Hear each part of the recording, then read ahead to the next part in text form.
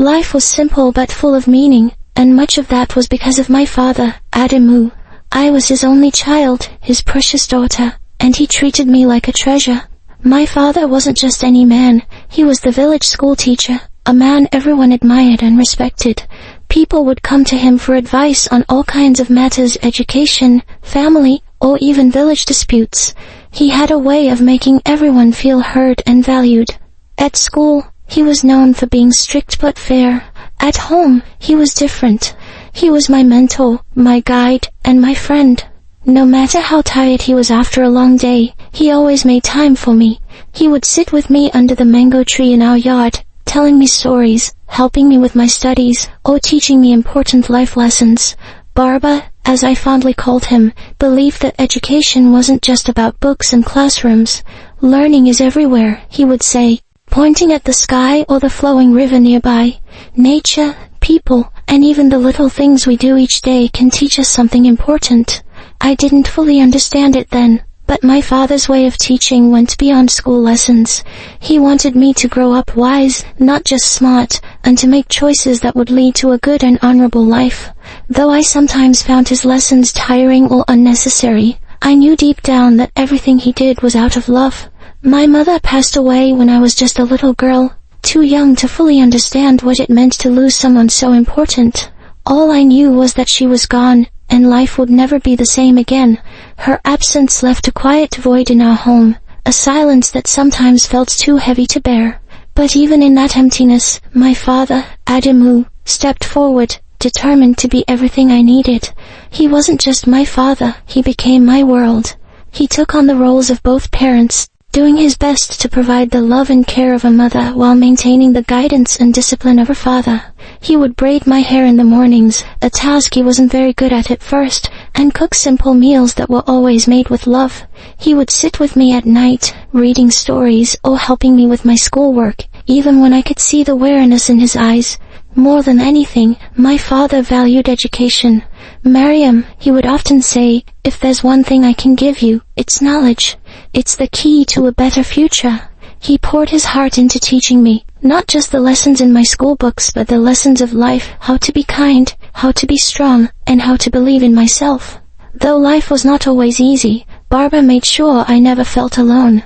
His presence was my comfort, his wisdom my guide, and his unwavering love the foundation on which I grew.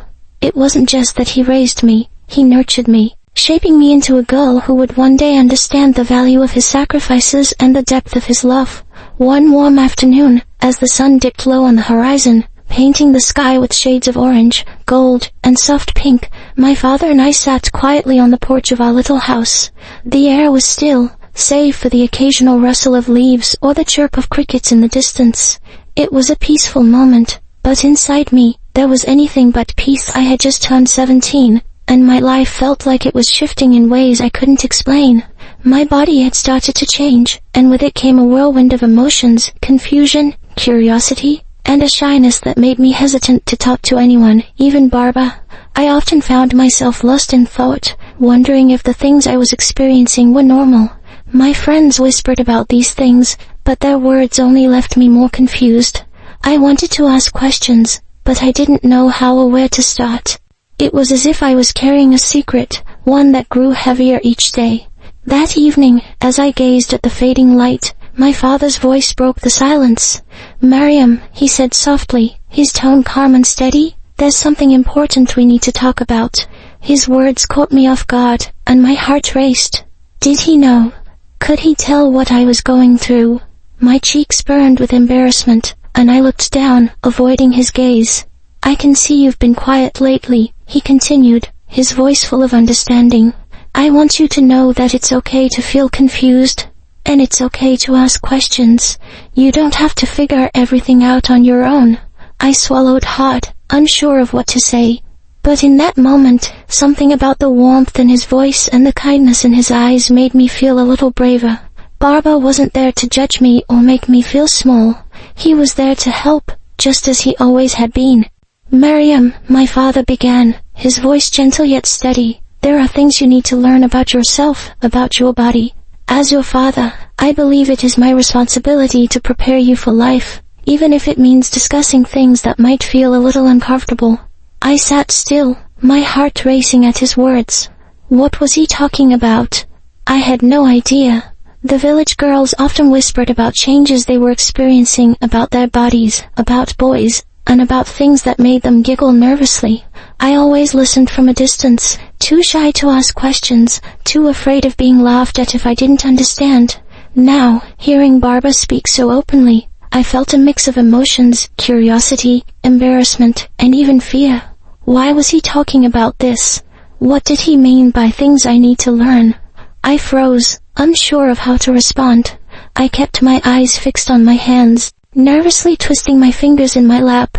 The words I wanted to say, words like, I don't want to talk about this, or I'm fine, Barbara, really stayed trapped in my throat.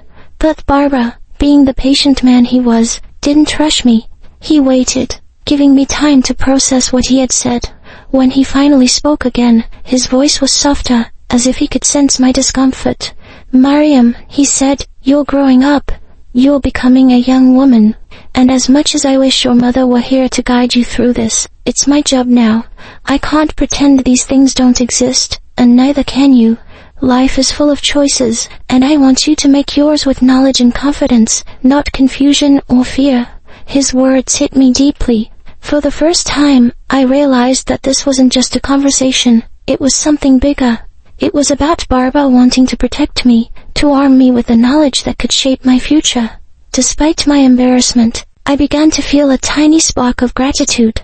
Barbara wasn't like other fathers in the village. He cared enough to have this conversation, even when it was hard. Over the next few days, my father began teaching me about my body in a way that was both respectful and deeply educational. It wasn't just a one-time conversation, but a series of discussions that unfolded naturally, often during quiet moments when we were alone. At first, I felt awkward and out of place. I wasn't used to hearing these topics spoken about so openly, especially by a man, let alone my father. My cheeks would flush with embarrassment, and I found myself looking anywhere but at him as he spoke. But Barbara had a way of making even the most uncomfortable topics feel manageable. His calm, measured tone and the professionalism he carried from his years as a teacher made it easier to listen. He started by explaining the basics, the importance of personal hygiene and how to care for my body as it changed. Your body is a gift, Mariam, he said one evening as we sat under the shade of the big mango tree in our yard. And like all precious things, it needs care and attention. He spoke about the changes I was experiencing, helping me understand the reasons behind them. You're growing up, and that means your body is preparing for new stages of life. It's normal, and it